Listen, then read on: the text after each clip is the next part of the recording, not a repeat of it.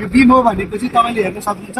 यसलाई चाहिँ हामी यो बार यो बार यो बार यो बार यो सबै थ्रो बार, यसलाई चाहिँ हामी थ्रो बार भन्छौँ। ठिक छ, जुन रिबार त्यहाँदेखि लिएर यहाँसम्म सप्लाई भएको छ नि डाइरेक्टली, यसलाई चाहिँ हामी ड्रइङमा पनि हेर्न सक्छौँ।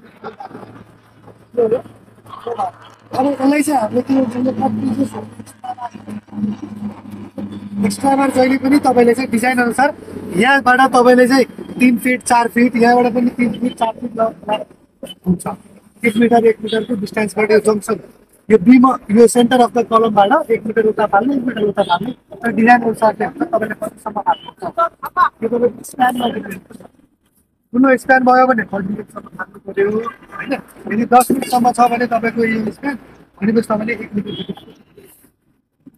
ठिक छ।